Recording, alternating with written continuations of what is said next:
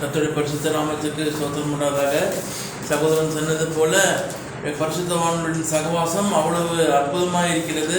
அவங்களோட கூட சேர்ந்திருப்பது ஒரு பெரிய மகிழ்ச்சி, ஒரு பெரிய பாக்கியம்.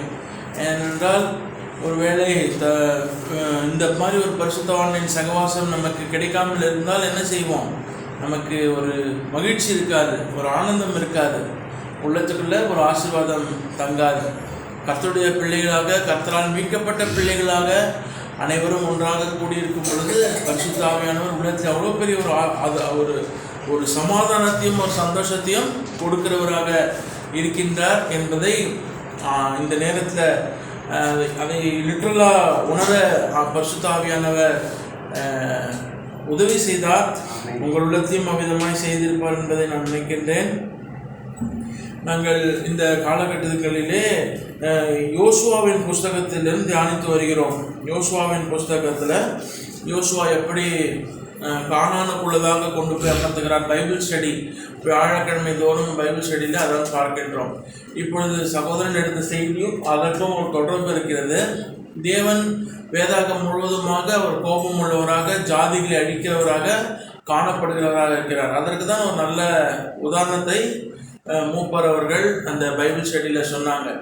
அவர் என்ன செய்யலை, இவங்களை கொண்டு போய் அங்கே வைக்கலை, இஸ்ரவேல் மக்களை எடுத்துன்னு போயிட்டு கானானில் வைக்கலை. மாறாக என்ன பண்ணாரு, அங்க இருக்கிறவங்க தப்பு செஞ்சதால அந்த ஊரை விட்டவங்கள துரத்தினாரு. இந்த பெரிய ஒரு வெளிப்பாடு ஒரு ஸ்டடியில் நாங்கள் பார்த்தோம். அது ரொம்ப பயங்கரமாக இருந்தது. ஒருவேளை நம்ம நினைக்கலாம், இந்த ஊரில் எனக்கு ஒரு சொந்த வீடு இருக்குது, எனக்கு அங்கே ஒரு வீடு இருக்குது, நான் சுபிட்சமாக இருப்பேன்னு நினைக்கலாம். ஆனால் அப்படி அல்ல. அது நம்முடைய கரங்கத்தினால் வந்ததல்ல. அது கர்த்தர் என்றைக்கு வேணாலும் என்ன செய்யலாம், அது நம்மிடத்திலிருந்து பிடுங்கி இன்னொருத்தனுக்கு கொடுத்துடலாம் அப்படின்ற ஒரு பயத்தை ஆண்டவர் உருவாக்கினார். அது ரொம்ப பார்க்கறதுக்கு எளிதாக இருந்தது. ஆனால் அது அது அது அவ்வளோ கம்பேஷனேட்டாக இருக்கிறாரு. கிட்டத்தட்ட எத்தனை வருஷம் அந்த மக்களோட கூட அமைதியாக இருந்தார்? கிட்டத்தட்ட 400 வருடங்கள் டைம் கேப் கொடுக்குறாரு. அமோரிய அங்கே நிறைய ஜாதியான மக்கள் இருந்தாங்களாம். அந்த ஜாதியான மக்களோட கூட என்ன செய்கிறாரு, பொறுமையாக இருந்து பார்த்தாரு. என்னென்னமோ சொல்லியிருப்பாரு. வேதத்தில் அதெல்லாம் எழுதப்படவில்லை என்றாலும் இந்த வசனம் புரியுதுல உங்களுக்கு? நீங்கள் பைபிள் ஸ்டடிக்கு வரல, அதனால உங்களுக்கு தெரியாது. நான் அட்டென்ட் பண்ணதால தெரியும். நான் உங்களுக்கு சொல்லுகிறேன். அங்கே எத்தனை ஜாதியான மக்கள் இருந்தாங்க?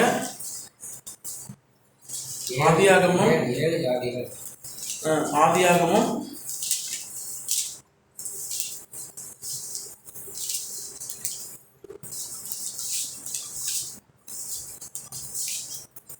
15ஆம் அதிகாரமா 15ஆம் அதிகாரம் 19, 20, 21 வசனங்கள். கேனியரும் கெனிசியரும் கத்மோனியரும் ஏத்தியரும் பெரிசியரும் ரெப்பாயிமியரும்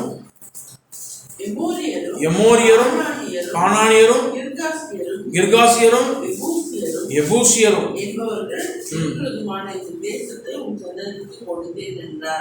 பாருங்க, இத்தனை விதமான ஜாதிகள், 10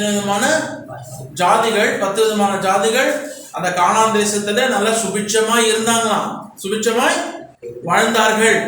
ரொம்ப அற்புதமான ஒரு தேசத்துல கர்த்தர் அவர்களை குடியமைத்திருந்தார். ஆனால் அவர்கள் என்ன செஞ்சாங்க? அவங்க அக்கிரமம் அதிகமாக பெருகிற்று. அப்ப என்ன செய்யறார் கர்த்தர்? போதும், நீ அந்த இடத்துல இருந்தது ஓடிப்போன்னு சொல்லிட்டு எல்லாரையும் துரத்துகிறவராக இருக்கிறார். ஏனென்றால் பூமியும் அதனுடைய நிறைவும் யாருடையது? கர்த்தருடையது. ஆகவே கர்த்தர் தான்.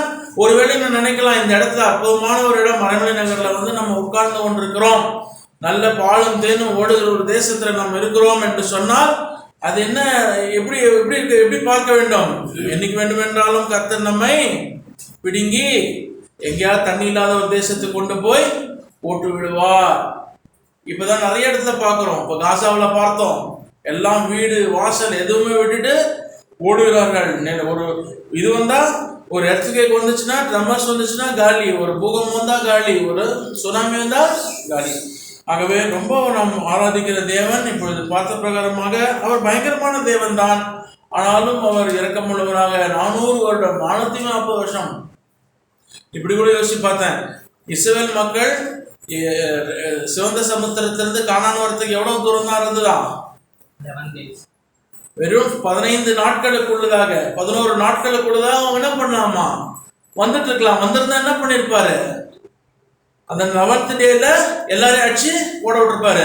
அப்ப கூட God was so gracious. அந்த 40 நாட்களை 40 வருடங்களை கொடுக்குறாரு அவங்களுக்கு, இன்னும் கொஞ்சம் எக்ஸ்டென்ஷன் டேஸ் மாதிரி கொடுக்குறாரு.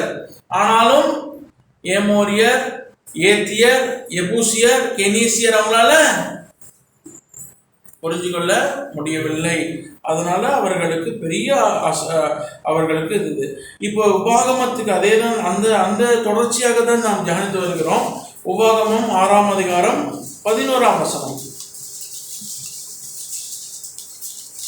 Deuteronomy chapter 6 verse 11.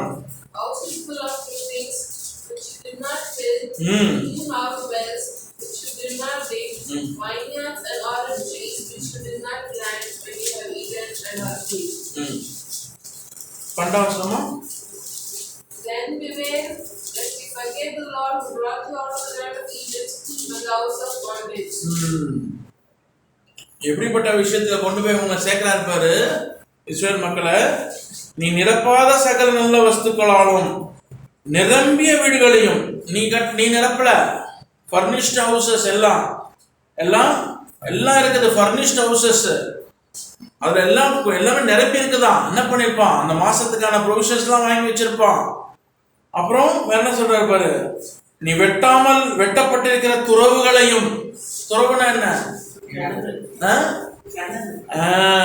நீ வெட்டப்பட்டிருக்கிற, நீ போய் என்ன பண்ண தேவையில்ல, லேபர் பண்ண தேவையில்லை. அப்படிப்பட்ட ஒரு துறவுகளை அவங்க ஆல்ரெடி ஆயத்தம் பண்ணி வச்சுட்டாங்கடா. 430 வருஷமா உனக்கு என்ன பண்ணிருக்கிறேன், உனக்கு எல்லாம் ரெடி பண்ணி வச்சிருக்கிறேன். ரெண்டாவது அடுத்தது, நீ நடாத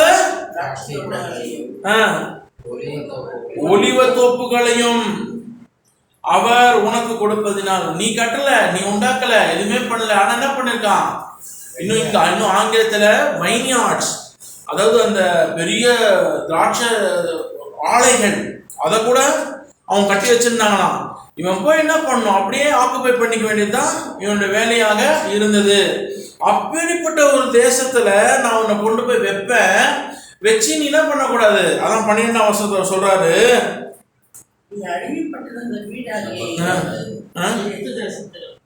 நீ மறவாதபடிக்கு எச்சரிக்கையாயிரு. என்ன பண்ணக்கூடாதான்? மறந்துடாத. இந்த விபாகம் முழுசும் என்ன சொல்றாரு? எச்சரிக்கையான வசனங்களை தான் சொல்லுகிறார். எல்லாருக்கும்பா மறந்துடாத. மனிதன் 2 காரியங்களினால் தேவனை மறப்பான். எதனால மறப்பான்? ஒன்று, திராட்சை மிகுதியான செல்வம் இருக்கும் பொழுது அவன் தேவனை மறந்து விடுவான். இரண்டாவது, நாம் நினைச்சது நடக்கல, நான் ஜெபம் செஞ்சேன் பிரதர், 4 நாள் உபவாசம் இருந்தேன் பிரதர், ஆண்டவர் இதை நிறைவேற்றிடுவேன் எனக்கு வாக்குத்தத்தம் கொடுத்தார் பிரதர், ஆனா நடக்கல. அப்ப என்ன ஆயிடும்? Question mark. அவர் இருக்கிறாரா? ஒருமா இருக்காதா? வந்துடும். அப்பப்ப என்ன ஆயிடும்? வந்துடும். அப்பதான் அவர் சொல்றாரு, நீ என்ன பண்ண, அந்த மாதிரிலாம் உனக்கு வரும். மறக்கிற சூழ்நிலைகள் ஒவ்வொரு மனிதனுடைய வாழ்க்கையிலும் வரும்போதெல்லாம் நீ என்ன பண்ண, திரும்பி பாரு. நீ எங்கிருந்து வந்த? எகிப்தின் அடிமைத்தனத்திலிருந்து, கோரமான காரியங்களிலிருந்து நீ திரும்பி வந்த காரியங்களை பாரு. இந்த நாளிலே தேவன் நம்ம எப்படி வைத்திருக்கிறார் என்பதை யோசித்து பாரு. அப்ப நீ என்ன பண்ண மாட்ட, மறக்க மாட்ட.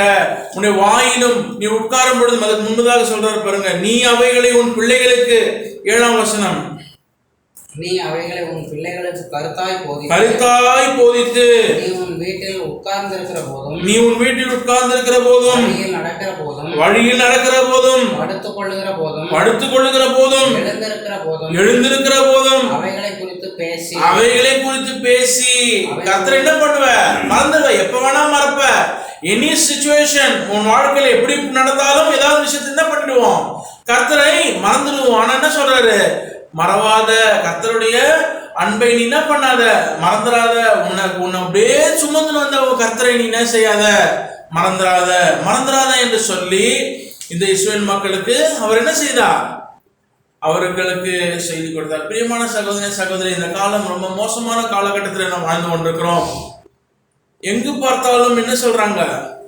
மே மாசத்துக்கான ஆசீர்வாதம், ஜூன் மாசத்துக்கான ஆசீர்வாதம் என்று சொல்லி கர்த்தர் மேல ரொம்ப விசுவாசம் வைக்க சொல்றாங்க. விசுவாசம் வச்சு நீ என்ன நினைக்கிறியோ அது நடக்கும்னு சொல்றாங்க. நீ என்ன நினைக்கிறியோ அது நடக்கும் பிரதர், நீ கவலைப்படாத. இது வேற. உலக பிரகாரமாக நாம் எடுத்துக்கொள்கிற பிரயாசங்கள் இவைகள் ஒரு ஒரு வேற. ஆனால் கர்த்தரும் கர்த்தரை சார்ந்த நம்முடைய ஆவிக்குரிய வாழ்க்கையும் வேறு. ஒருவேளை இதுல பாசிட்டிவா நடக்கலாம், நடக்காம போகலாம். ஏன்னா அது நம்முடைய கரங்கள்ல கிடையாது. இதை வைத்துக் கொண்டு நாம் இவரை மெஷர் பண்ணுகிற அளவிற்கு நாம் என்ன செய்து விட்டோம்? விசுவாசம் என்றால் what is faith and what is positive thinking என்பதற்கு வித்தியாசம் இல்லாமல் போயிடுச்சு. பாசிட்டிவ் திங்கிங்ன்றது நான் ஒரு பிரயாசம் பண்றேன், அதுல நான் ஜெயிச்சிருவேன் அப்படின்றது பாசிட்டிவ் திங்கிங். நடக்காம போகலாம், கரெக்டா? நடக்காம போகலாம். ஆனா இதுக்காக நான் இவரை வச்சு நான் என்ன பண்ணக்கூடாது? ரிலேட் பண்ணிக்க கூடாது என்பதை தான் இந்த வேதம் அதிகமாய் சொல்லிக் கொடுக்கிறது. கர்த்தர் அதிசயங்களை செய்கிறவர், அநேக காரியங்களை செய்கிறவர். ஆனால் எச்சரிக்கையாக சொல்லிக்கொண்டே வருகிறார். நீங்கள் எதை செய்யணும்? இந்த உலகத்தில் வாழ்ந்து கொண்டிருக்கும் போது என்னை மறவாதபடிக்கு நான் செய்த காரியங்கள், இவ்வளவு காரியங்களை செய்து விட்டார். அவரே இறங்கி வந்து விட்டார், அவரே அடிப்பட்டார், உதைக்கப்பட எல்லாம் செய்து விட்டார். ஆனால் நான் என்ன செய்யக்கூடாது? அந்த தெய்வத்தை மறக்காதபடிக்கு நான் இருக்க வேண்டும். நல்ல கவனித்து. ஆகவே இந்த மேஜிக்கும் தான் நாம் சேரும் பொழுது நாம் நாமே யோசித்து பார்க்கணும். நான் கர்த்தரை மறந்திருக்கிறேனா? இந்த கடந்த வாரத்தின் நாட்களிலே, நாழிகளிலே நான் கர்த்தரை என்ன செய்திருப்பேன்? மறந்திருப்பேன். என் சொந்த விளையாட்டாக, என் சொந்த காரியங்களாக நான் சென்றிருப்பேன். அநேக நேரத்தில் இன்னும் ஒன்றும் சொல்றாரு அவரு.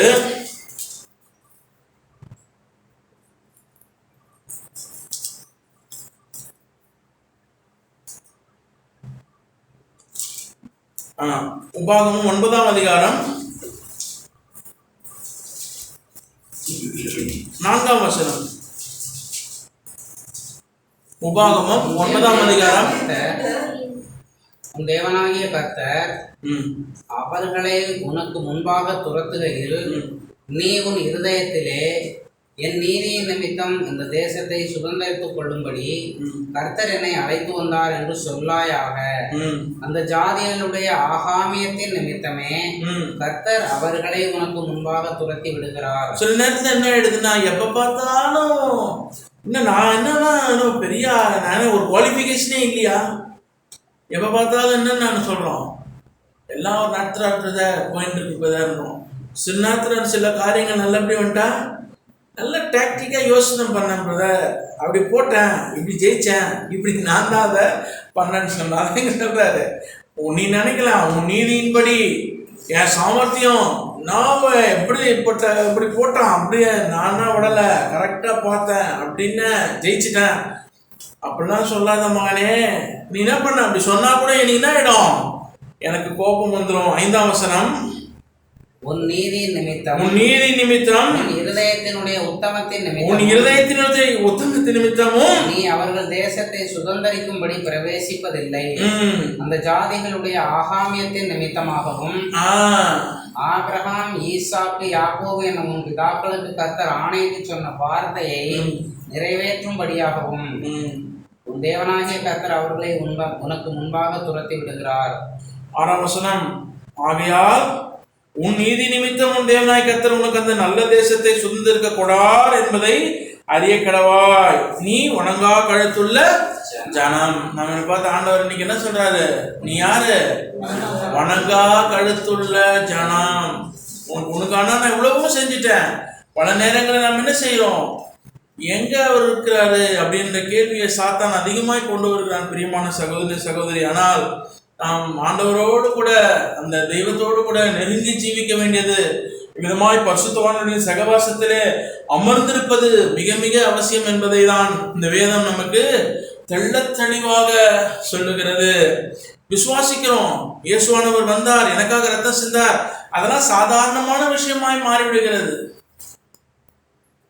கரெக்ட் தானே? இதெல்லாம் சாதாரணமா என்னத்த அப்படி பண்ணிட்டாரு, அது இல்லை இது இல்லை, அவன் முறுமுறுக்கிறான். இஸ்ரேல் மக்கள் அவ்வளவு முறுமுறுத்தார்கள், மோசேவை அவ்வளவு கோபம் படுத்தினார்கள். அதுதான் நாங்கள் பார்த்து வருகிறோம்.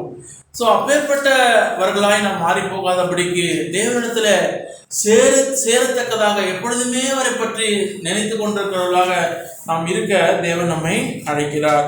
ரொம்ப இன்னும் ஒரே வருஷத்தை பார்த்து நாம் முடித்து விடுகிறோம். உபாகமம் 9ஆம் அதிகாரம் 18ஆம் வசனம் மோசே சொல்லுகிறார். உபாகமம் 9ஆம் அதிகாரம் 19ஆம் வசனம் 18ஆம் வசனம். கர்த்தரை கோபப்படுத்துவதற்கு நீங்கள் அவருடைய சமூகத்தில் பொல்லாப்பு செய்து நடப்பித்த உங்களுடைய சகல பாவங்கள் நிமித்தமும் நான் கர்த்தருக்கு முன்பாக முன்பு போல் இரவும் பகலும் 40 நாள் விழுந்து கிடந்தேன். நான் அப்பம் புசிக்கவும் இல்லை, தண்ணீர் குடிக்கவும் இல்லை. இங்க பாருங்க, மோசே போய் சொல்றாரு, டேய் நீங்க பண்ண பாவத்துக்காக அந்த மனுஷன் அவ்வளவு கோவப்பட்டாரா, நான் தான் என்ன பண்ணேன். அவர் போய் அவன் முன்னாடி போய் என்ன பண்ணப்பா, அழிச்சிடாத, நீ அழிச்ச முதல்ல என்ன அழிச்சிட்டு அவங்க எல்லாரையும் அழிச்சிடுன்னு சொல்ற அளவுக்கு நான் போய் விழுந்து கிடந்தேன். அப்பம் பொசிக்கலடா உங்களால, திராட்சரசம் குடிக்கல, எதுவுமே சாப்பிடாம தண்ணீர் குடிக்காம என்ன பண்ண, விழுந்து கிடந்தேன். பாருங்க, இஸ்ரேல் மக்களை அழித்திருக்க வேண்டிய தேவன், ஆனால் அங்கே ஒருவர் போய் அங்க என்ன பண்றாரு, அந்த மக்களுக்காக there was an intercession made between the people of Israel and the fiery God. And who was that intercession? மோசே அங்கே போய் படுத்து கிடந்துகிறார். 19ஆம் வசனம். கர்த்தர் உங்களை அழிக்கும்படி உங்கள் மேல் கொண்டிருந்த கோபத்திற்கும் உக்கிரத்திற்கும் பயந்திருந்தேன். பார்த்தோம், நம்ம பயந்திருந்தேன்னு சொல்லி ஆதாம பார்த்தோம், எல்லாரையும் பார்த்தோம். இப்ப இங்க பாருங்க, மோசே அவர் போய் என்ன பண்றாரு, பயந்திருந்தாராம். ஏன் இவர் இவ்வளவு பொல்லாதவராச்சு அப்படின்னு சொல்லி பயந்து கிடந்தாராம். அடுத்தது, கர்த்தர் அந்த முறையும் என் மன்றாட்டை கேட்டார். 20ஆம் வசனம். ஆரோன் மேலும் கர்த்தர் மிகவும் கோபம் கொண்டு அவனை அழிக்க வேண்டும் என்று. பாத்தீங்களா, ஆரோனோட 2 பிள்ளைங்களை சாவடிச்சாரு. இப்ப ஆரோன் மேலும் என்னவா இருக்கிறாரா, கோபம் கொண்டிருந்தார். நாம் ஆராதிக்கிற தேவன் பயங்கரமானவர் என்பதை நாம் வாசித்துக் கொண்டிருக்கிறோம். ஆனால் ஏன் தேவன் இன்னும் பொறுமையா இருக்கிறார் என்று சொன்னால், இப்பொழுது யார் நமக்காக பரிந்து பேசிக் கொண்டிருக்கிறார்? ஆமென். கர்த்தராகிய இயேசு கிறிஸ்து அங்க போய் என்ன பண்றாரு, பொறுப்பா கோவப்படாப்பா இருப்பா அப்படின்னு பொறுக்கிறாரு. அடுத்து அவருடைய கோபம் வருது, என்ன பண்றாரு, கொஞ்சம் பொறுப்பா அப்படின்னு சொல்றாரு. இன்னும் கொஞ்ச நாள் மகன் மீது பொறுமையாயிரு, அவசரப்படாதேன்னு சொல்றாரு. நமக்கு அது விளையாட்டாக இருக்க வேண்டாம் பிரியமானவர்களே. நமக்கு எப்படி எடுத்துக்கிறோம், அதெல்லாம் ஒண்ணும் இல்லை அப்படின்னு எடுத்துக்கிறோம். அப்படி அல்ல, வேதத்தினுடைய வசனங்கள் அவ்வளவு பயங்கரமாக இருக்கிறது. நாங்கள் தான் வாசித்தோம் யோசேப்பை பற்றி. யோசுவா புஸ்தகத்திலே கர்த்தர் எவ்வளவு கோபமாய் இருந்தார் ஆகான் மேலும் அவன் குடும்பத்தினர் மேலும். அவருடைய உக்கிர கோபம், அந்த ஃபயரி ராட்ஸ், இந்த உக்கிர கோபம்னா அந்த எரிகிற அக்கினியில இருந்த அந்த கோபம் அவருக்கு வருதான். அவன் முழு குடும்பம், மாடு இவர்கள் எல்லாம் சங்காரம் செய்யப்பட்ட பிறகுதான் என்னாச்சான், அந்த கோபம், அந்த உக்கிரகம் அடங்கிச்சான். சோ இங்கேயும் பாருங்க, ஆரோன் மேல் கோபம் கொண்டு மிகவும் கோபம் கொண்டு அவனை அழிக்க வேண்டும் என்று இருந்தார். அப்பொழுது ஆரோனுக்காகவும் விண்ணப்பம் பண்ணினேன். பிரியமான சகோதரியே, நாம் வணங்குகின்ற தெய்வம் சாதாரணமான தெய்வம் அல்ல. பார்ப்பதற்கு எளிமையாக இருக்கலாம். அவர் ஒரு பிளவை ஏற்படுத்தி கொடுத்து நமக்கென்று இந்த உடன்படிக்கை ஏற்படுத்திட்டார். அதனால நாம் என்ன செய்கின்றோம், குமாரனா இயேசு கிறிஸ்து மூலமாக, இந்த மேஜையின் மூலமாக நாம் என்ன செய்கின்றோம், அவரோடு சேருகின்ற ஒரு ஸ்லாக்கியத்தை நாம் பெற்றுக்கொண்டோம். அதனால நாம் அந்த ஒரு ஆப்பர்ச்சுனிட்டியை நம்ம மிஸ் பண்ணிட்டோம்னா முடிஞ்சு போச்சு கதை. இது எல்லாருக்கும், இங்க இருக்க எல்லாருக்கும், எனக்கும் சேர்த்துதான் இந்த பிரசங்கம். ஏதோ பிரசங்கம் என்பது மற்றவர்களுக்கானதல்ல. அப்போ நம்ம எவ்வளவு ஜாக்கிரதையாக இருக்க வேண்டும். இன்னும் எவ்வளவு பேருக்காக விண்ணப்பம் பண்ண வேண்டியது எவ்வளவு அவசியமா இருக்கிறது. இன்னும் எவ்வளவு ஆத்துமாக்கள் அங்கே அழிந்து கொண்டிருக்கிறார்கள். அவர்கள் அழிவுக்கு நேராக தேவ கோபாக்கினில இருக்கிறார்கள். இவர்களுக்கு நாம் என்ன செய்ய போகிறோம், நாம் எப்படி இந்த இந்த சத்தியத்தை சொல்ல போகிறோம். நமக்காக ஒரு இயேசுவானவர் காணப்பட்டார், இஸ்ரேல் மக்களுக்காக ஒரு மோசே காணப்பட்டார், இன்னும் அநேக ஜனங்கள் இங்கே இருக்கிறார்களே, இவர்களுக்காக நாம் என்ன செய்ய போகிறோம்?